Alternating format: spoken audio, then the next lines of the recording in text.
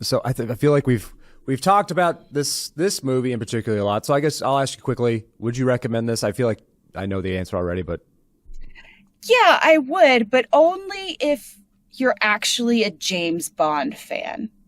Like, just the subtle touches in this movie that make it so marvelous for me is because I spent a lot of my childhood and like teen years watching old James Bond movies with like my siblings and my cousins, and that was something special that we shared. And so I have that lore in the back of my head going into every single James Bond movie that I watch.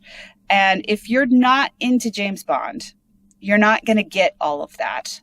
And it's without that, it's just a slick action movie with a villain that doesn't make a whole lot of sense. but So but slick that's what action I would say. yeah, slick action movies are fun. Yeah. I think knowing James Bond and liking James Bond and watch especially Daniel Craig's movies, I think will help with the with understanding this particular Bond's motivations.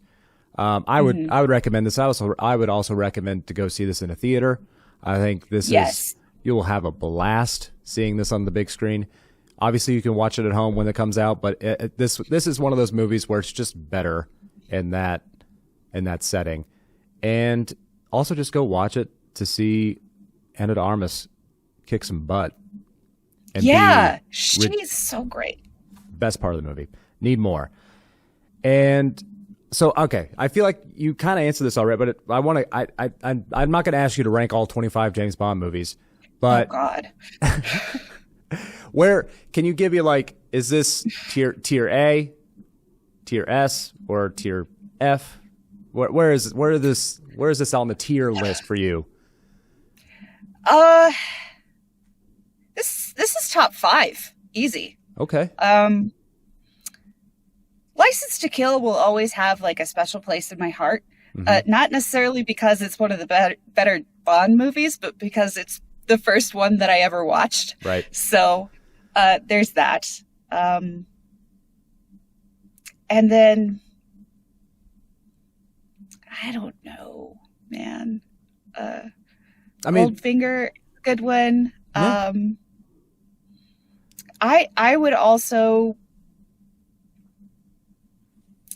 put Casino Royale up there. I don't know, like I can't explain why that's a really good one for me, but because there's a distinct lack of gadgets and it's a lot more cerebral. But I love Casino yeah, Royale too.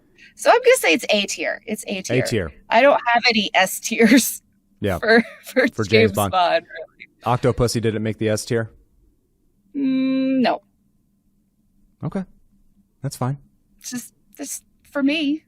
There's no incorrect ranking for James Bond movies. Is the thing. Right. I enjoyed this movie. It's probably I'm not a huge James Bond buff by any stretch of the imagination. They all kind of run together. But what I think is really interesting about James Bond is that even though we have these crazy tech gadgets and all this stuff that's become synonymous with the character, it's always kind of a time capsule for the time that the movie was made.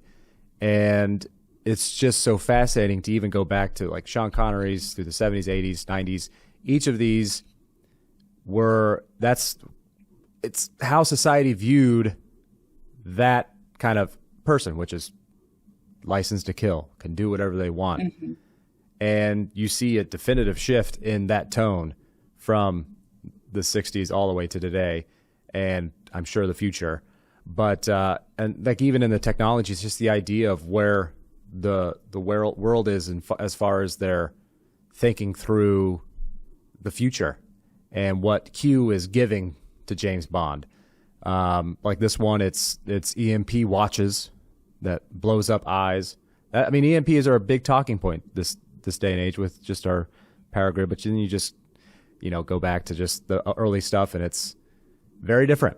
And I always find that I always really appreciate that about the old James Bond movies. It's just a little slice of time, almost, Yeah. in an over the top way.